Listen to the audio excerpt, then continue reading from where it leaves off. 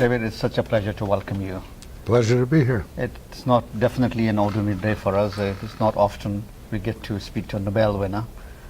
You know, STEM is such an important, discipline. There's a lot of emphasis being laid in K to 12 and then beyond that. I'm trying to see where you see the differentiate and how it could change. Well, I tend to see students who've already been filtered through many filters. For example, IIT students already, to get into the IIT is a severe filter, and then to go on from there to graduate school, where I would meet them, is another filter. So I see the cream of the crop. And as far as I can tell, the cream of the crop is as good as it's ever been. Nothing. To keep the competitive edge of US Yes. in the coming decades, you have to lay emphasis at the school level, K through 12. Only then you'll get the cream better. Yes. In the coming years. So that's where I think the emphasis was. But moving beyond that, when you're already seeing the cream of the crop, and you just said that it doesn't get better than that. One thing is pure research. That's where you get the Nobels. The other thing is how do you then convert that into products and bringing it to the market? Because that's the ultimate test of market vitality. Yeah. It's a test of market vitality. So, I mean, one of the obvious points is that without the research in the basic sciences, you're not going to get new technology. Sure. You're going to get new applications of old ideas, old science. So there's no question that without new ideas, new science, new materials, new understanding, nothing truly new is going to happen. But going from that to applications, to technology, requires many other aspects, societal needs, and a healthy economy, a healthy method of transferring knowledge to application, which the United States is very good at, extremely good at.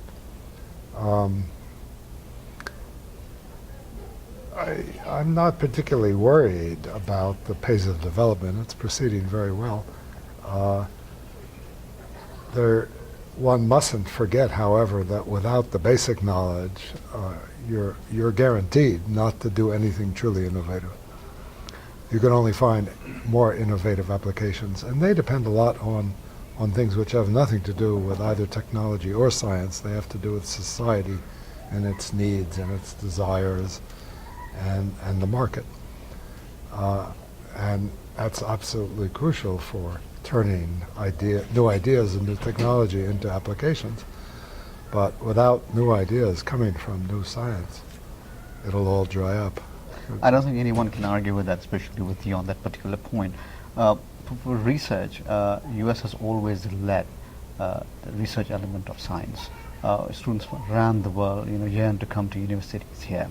Why do you think that is a differentiator again between US and other countries? Well, there are many reasons. I think this is one area of deep concern to me and to my colleagues, because our leadership, our total dominance, is lagging. So, for example, in the physical sciences, I think there's now incredibly strong competition from countries like Germany or Switzerland or China even, who are pouring much more resources than we are and increasing them rapidly. So the U.S. is a bit complacent. It's certainly been complacent with respect to its educational system. It relies heavily on attracting the brilliant people from around the world, and therefore being able to neglect educating its own children. And it's been a bit complacent in this leadership role. There are many European and Asian countries now that are determined to take the lead and are beginning to. So I don't see our, American exceptionalism that some politicians talk about as something that's guaranteed by the U.S. Constitution. It's simply, to some degree, an accident of history, and one that we have to strive to maintain. You obviously the emphasis on the fundamentals of basic science research. What would be your advice to course correction if there is, in terms of again getting back to the basics and the fundamentals of science, and let students be good at that? We do that in principle. We still lead the world, but we face severe competition. And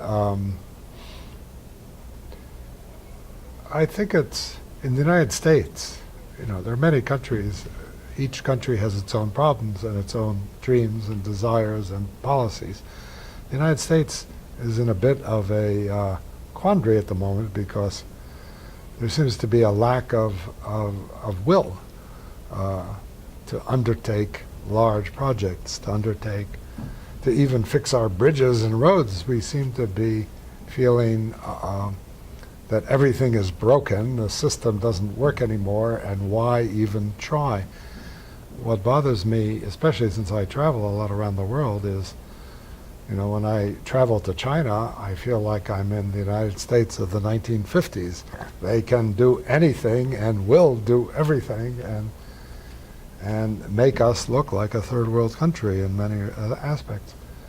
So that bothers me more than anything else, this the mood of lack of spirit in the U.S. anymore.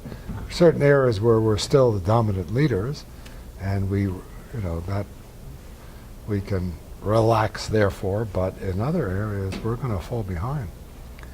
And I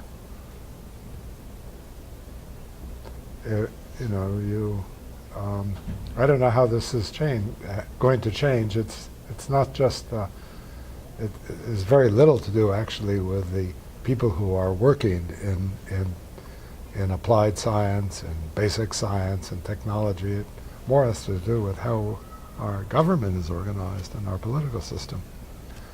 But it's very widespread, this feeling that we're no longer able to tackle the biggest challenges.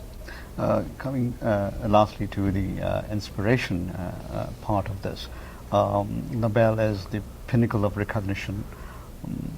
People who are in this field, especially in sciences, like you said, applied sciences, they look up to people like you to get inspired and do better work.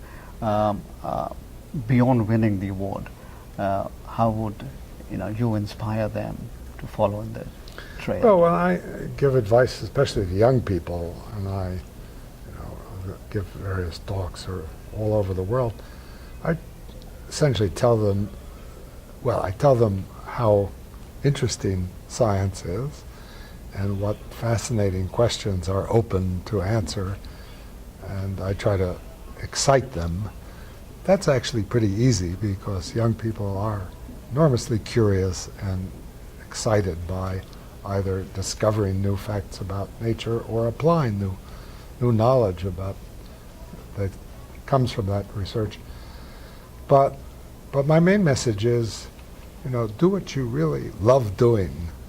Follow your passion, because most of life is not, getting prizes. That's nice when it happens, or making momentous discoveries. That's also nice when it happens.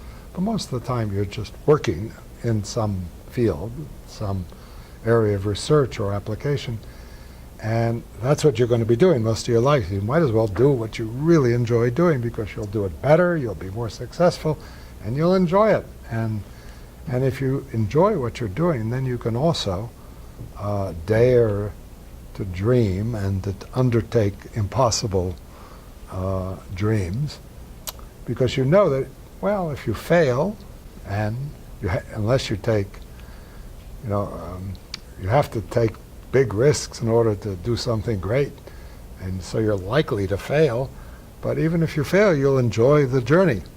So do what you really are passionate about and love doing, and you'll have a happy life. Right. Thank you so much again. Really a pleasure. Pleasure.